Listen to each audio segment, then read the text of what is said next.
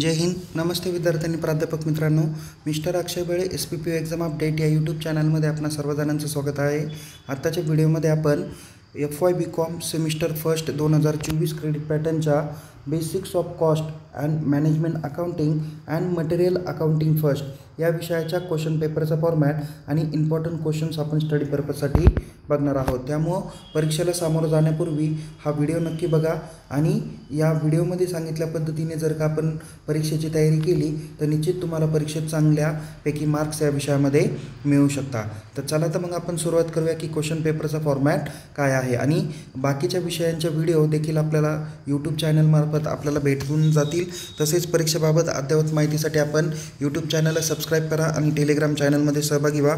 Link description बॉक्समध्ये देण्यात आलेली आहे. चला तर मग आता बघूया आपण क्वेश्चन पेपरचा फॉर्मॅट काय आहे. ओके, सो विद्यार्थी मित्रांनो, इथे तुम्हाला समोर स्क्रीन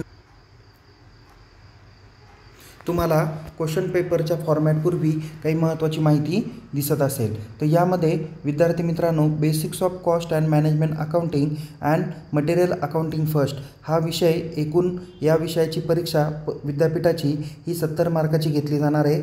परीक्षासाठी तुम्हाला 3 तासाचा टाईम ड्युरेशन दिलेला आहे आणि परीक्षेत पासिंग होण्यासाठी तुम्हाला किमान 28 मार्क पडले पाहिजे. आणि या विषयाची क्वेश्चन पेपर ही फक्त आणि फक्त इंग्लिश लँग्वेजमधून येणार आहे. त्यामुळं काळजीपूर्वक यामध्ये जे काही महत्त्वाचे इन्स्ट्रक्शन्स सांगितले ते बघा आणि त्या पद्धतीने क्वेश्चन पेपर सॉल्व करण्याचा प्रयत्न करा. यामध्ये तुम्हाला क्वेश्चन पेपरच्या फॉर्मॅटपूर्वी काही महत्त्वाचे इन्स्ट्रक्शन दिलेले आहे, ते काळजीपूर्वक समजून घ्या. नंबर 1 की तुम्हाला एकूण परीक्षेत 6 प्रश्न विचारले जातील. त्यापैकी क्वेश्चन नंबर 1 आणि क्वेश्चन नंबर 6 हा आपल्याला कंपल्सरी सॉल्व करायचा आहे. त्यानंतर रिमेनिंग जे काही क्वेश्चन्स आहे म्हणजेच question number 2nd, 3rd, 4th आणि 5th असे टोटल 4 प्रश्न विचारले जातील. यापैकी कोणतेही 3च प्रश्नांची उत्तरं तुम्हाला लिहायची आहेत. जर वेळ भेटला 4च्या 4 लिहिले तरी चालेल. ज्यामध्ये जास्त मार्क भेटतील 3मध्ये ते कन्सिडर केले जातील. तुम्हाला समोर या विषयाच्या क्वेश्चन पेपरचा फॉर्मॅट दिसणार आहे. तर बघा, टोटल तुम्हाला परीक्षेत 6 प्रश्न विचारले जाणार आहे. त्यातील क्वेश्चन नंबर 1 हा तुमचा फिल इन दी ब्लँक्स असणार आहे 6 मार्कासाठी. त्यानंतर क्वेश्चन नंबर 2nd हा तुमचा थिअरी क्वेश्चन चॅप्टर नंबर 1वर राहणार आहे 18 मार्काला. त्याला आपण ब्रॉड क्वेश्चन असं आपण म्हणूया. त्यानंतर क्वेश्चन नंबर 3 दिलेला आहे, तो आहे broad question on chapter number 2nd, तो देखील 18 मार्काला राहणार आहे थिअरी क्वेश्चन. त्यानंतर क्वेश्चन नंबर 4 हा numerical problem on unit number 3 वरती विचारला जाईल 18 मार्काला. त्यानंतर क्वेश्चन नंबर 5 हा numerical problem on chapter number 4 यासाठी 18 मार्काला विचारला जाणार आहे. आणि क्वेश्चन नंबर 6 हा राईट शॉर्ट नोट्स आहे. ऑल टॉपिक्सवरती एक शॉर्ट नोट्स विचारली जाईल. म्हणजे 4 टॉपिक्स आहेत तर 4 शॉर्ट नोट्स तुम्हाला विचारल्या जातील. त्यापैकी कोणत्याही 2 शॉर्ट नोट्सची उत्तरं तुम्हाला लिहायची आहे. प्रत्येक शॉर्ट नोट्सला तुम्हाला 5 मार्क आहे. 2 इंची उत्तरं लिहिली तर 10 मार्क्स तुम्हाला या ठिकाणी तुम्हाला भेटू शकतात. तर विद्यार्थी मित्रांनो बघा, इथे क्वेश्चन नंबर 1 जो काही आहे, ओके 1 मिनिट, क्वेश्चन नंबर 1ला तुम्हाला 6 मार्क आहे. त्यानंतर क्वेश्चन नंबर 2 ते 5 मध्ये प्रत्येकी 18 मार्काला 1 प्रश्न आहे. 3 प्रश्नाची उत्तर लिहिली तर तुम्हाला 54 मार्क या ठिकाणी भेटतील. आणि क्वेश्चन नंबर 6ला 10 मार्क. अशा पद्धतीने 6, 54 झाले 60 आणि 10 मार्क झाले 70, असे मिळून 70 मार्काचा हा क्वेश्चन पेपरचा फॉर्मॅट असणार आहे. ओके, सो आता आपण इथे बघूया क्वेश्चन नंबर 2nd आणि 3rdसाठी कोणते महत्त्वाचे ब्रॉड क्वेश्चन विचारले जाऊ शकतात. सो इथे पहिला महत्त्वाचा ब्रॉड क्वेश्चन आहे, define the term of cost accounting, explain it's advantages and disadvantages. Okay, त्यानंतर क्वेश्चन नंबर 2nd आहे, जो म्हणजे या दोन्हीपैकी एक प्रश्न तुम्हाला विचारला जाऊ शकतो. तो म्हणजे difference between financial accounting, cost accounting and management accounting या बाबतीत तुम्हाला ब्रॉड क्वेश्चन विचारला जाऊ शकतो, कारण हे 18 मार्कासाठीचे ब्रॉड क्वेश्चन्स आहे. त्यानंतर क्वेश्चन नंबर 3 आहे, define the term of management accounting, explain the functions of management accountant. Okay, असा देखील प्रश्न तुम्हाला परीक्षेत विचारला जाऊ शकतो. हा क्वेश्चन नंबर 2ndच्या रिलेटेड क्वेश्चन मी तुम्हाला सांगितलेला आहे. त्यानंतर क्वेश्चन नंबर 3 हा तुमचा जो काही चॅप्टर नंबर 2ndवर आहे त्यावर आधारित इथे क्वेश्चन नंबर 4 दाखवलेला आहे. तो म्हणजे explain in details classification of cost किंवा टाईप्स ऑफ कॉस्ट असा देखील प्रश्न विचारण्याची जास्त शक्यता वाटते. त्यानंतर इथे विद्यार्थी मित्रांनो बघा, चॅप्टर नंबर 3 आणि चॅप्टर नंबर 4वर काही प्रॅक्टिकल प्रॉब्लेम्स तुम्हाला दिलेले आहे, काही न्यूमरिकल प्रॉब्लेम दिलेले आहे. ते परीक्षेत क्वेश्चन नंबर 4 आणि 5ला तुम्हाला विचारले जातील. त्यापैकी क्वेश्चन नंबर 4ला numerical problem on chapter number 3वर विचारले जाईल.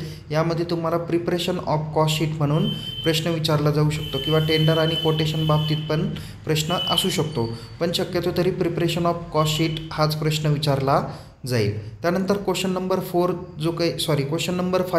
जो चॅप्टर नंबर 4वर आधारित न्यूमरिकल प्रॉब्लेम दिलेला आहे तो आहे मटेरियल अकाउंटिंगवरती.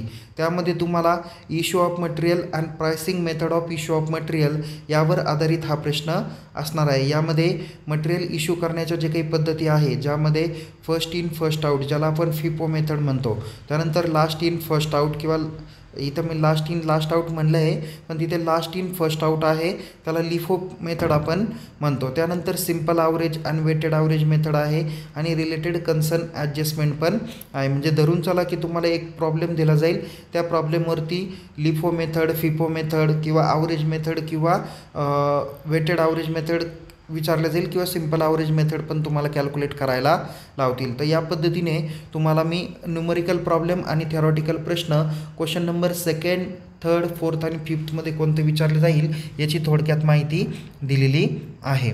त्यानंतर आपण काही शॉर्ट नोट्सकडे वळणार आहोत. तर तुम्हाला टोटल 4 शॉर्ट नोट्स विचारल्या जातील. मी या ठिकाणी तुम्हाला 10 शॉर्ट नोट्स दाखवलेल्या आहे. एवढ्या जरी केल्या तरी याच्यातून कोणतेही 2 तुम्हाला लिखाण करायचे आहे. परीक्षेत याच्यातूनच 4 किमान शॉर्ट नोट्स विचारल्या जातील. त्यापैकी पहिली शॉर्ट नोट्स आहे लिमिटेशन ऑफ फायनान्शियल अकाउंटिंग, त्यानंतर 2nd आहे ऑब्जेक्टिव्ह ऑफ कॉस्ट अकाउंटिंग, त्यानंतर 3rd आहे cost unit and cost centre, त्यानंतर पुढे आहे स्कोप ऑफ मॅनेजमेंट अकाउंटिंग, त्यानंतर पुढे आहे importance of cost accounting standard, त्यानंतर आहे items excluded from cost sheet, पुढे आहे टेंडर अँड कोटेशन, त्यानंतर आहे बिन कार्ड, नंतर फंक्शन्स ऑफ परचेस डिपार्टमेंट आणि लास्ट आहे सायंटिफिक परचेस प्रोसिजर.